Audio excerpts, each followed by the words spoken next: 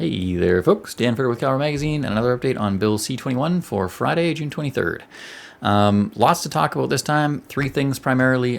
First off, Bill C21 did receive its second reading in the Senate, unfortunately. Second thing, Minister Marco Mendicino is probably not going to be the Minister of Public Safety for much longer. And third thing, actually a 3-year-old story that we were just made aware of that seems to show a little bit of unusual behavior or perhaps some impropriety between the Quebec government and Heidi Rathjen, who most gun owners will recognize as one of Canada's foremost anti-gun lobbyists, obviously one of the coordinators of PolySeSouvient. So to go back to the Senate, earlier this week, Bill C21 was read a second time in the Senate. It was voted on and it passed. We were told to expect this pretty much immediately after the Senate rose. It was a late night session, actually, when they voted on it, because they were trying to get a bunch of stuff done so that they could rise for the summer recess by the end of the week, which they have now done. So although it did receive its second reading, it will not be moving into the next phase, which is the committee phase, until the fall. We said in the previous video, it's probably not going to get royal assent until November, most likely. So look for work to start back up in September and October as it goes through the Senate. There is a big opportunity for gun owners to use the summer to get in contact with senators that sit on the committee that will be discussing it, as long as that committee doesn't change between now and then. I will be doing another video on that committee and its current makeup because it's quite interesting. And as well, we're also going to be posting Senator Don Plett's comments on Bill C21 immediately preceding the vote because they were phenomenal, and it was a very long speech, 30 minutes that he was standing there behind the podium, but it effectively ran through kind of from beginning to end all of the issues with Bill C21, all of the issues with how it was brought in, the lack of consultation with First Nations people, the huge issues with it. He went through all of them. So we're going to post that because it was a phenomenal refresher, even for people that are really well versed. It was a good refresher of all the issues. And as we prepare for a summer's worth of activism and outreach with those senators, trying to have good communications and open dialogue with them, it's a great speech to reference. So we'll be posting that as well. And the video, like I said, on what this sort of means, form letters, all those are coming. Second thing, Marco Mendicino rumored to be shuffled out of the Ministry of Public Safety. Obviously, that's somewhat vindicating. For me as a business owner who's been running a gun magazine, I do take it as a little bit of a point of pride that I keep outlasting these ministers of public safety that keep trying to shut us down. So there's a little bit of vindication there. You as a gun owner can pat yourself on the back for outlasting another one, because we've got Ralph Goodale, and then we had Bill Blair. Now we're going to have Marco Mendicino. There will be another one coming soon.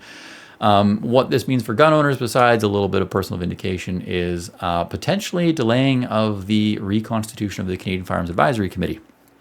Bill C21 had an amendment in it that they added an amendment that will ban basically every semi-automatic rifle that's designed after Bill C21 is law.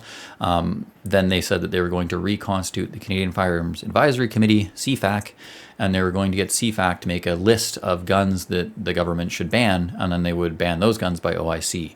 So the way that we've been talking about it and the way everyone should understand it is that C21 and its amendment seeks to ban every gun that will be designed, every semi-automatic rifle that will be designed moving forward, and CFAC will ban all of the ones that currently exist. We say this because Pam Damoff, the Parliamentary Secretary on Public Safety, admitted that they were going to ask CFAC to look at the SKS, for example. So we know the government has the list that they want the CFAC to look at and get back to them effectively. We know they've already got that list because they know what's on it, because she said the SKS is on it. Now, whether or not this delays it, because Marco Mendicino is supposed to be effectively putting that committee together right now, because those recommendations were due back August 28th, and they wanted to give at least the illusion of that committee having done some work. So they have to put some meetings on the books between now and August 28th. But obviously they've been putting out fires with this Paul Bernardo transfer thing, and now with him shuffling off, I think his communications director departed this morning. If other staff go with, as this ministerial shuffle occurs, are we going to see CFAC's reconstitution be also delayed? Is that going to delay the recommendations? We don't know, but it's something to be aware of. Third thing, Heidi Rathjen, as we said, coordinator for PolySeSouvient. She has quite literally been behind Marco Mendicino at some of these gun policy announcements. We've noted a consistent language between PolySeSouvient documents and Marco Mendicino's statements, or even some of the laws and policies we now have. So we've inferred that PolySeSouvient has been consulting with the government pretty heavily on their gun policy. We were just made aware yesterday because the story didn't break the language barrier that French media reported 3 years ago, that Heidi Rathjen was having her severance paid as a lobbyist for the Coalition for Tobacco Control by the Ministry of Health for the government of Quebec. This is highly unusual because obviously, not obviously, but as a lobbyist with that coalition, she did no work for the government. The organization itself was somewhat government funded, it appears, with some government grants from the Quebec government, and then her severance is being paid. It's very strange because she was not contracted to work for the Ministry of Public Health, that her severance would be paid for that.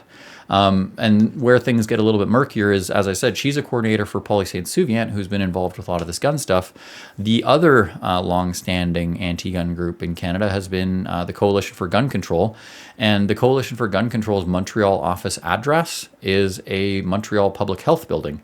I called them actually yesterday because I heard this and I wanted to find out. And if you call the number for the Coalition for Gun Control's Montreal office, you are directed to the reception for a Montreal Public Health office. So it's very unusual, and it's very strange that Heidi Rathjen was working for the Coalition for Tobacco Control and having her severance for that work paid for by the Ministry of Public Health, while the Coalition for Gun Control seems to share an office with Montreal Public Health.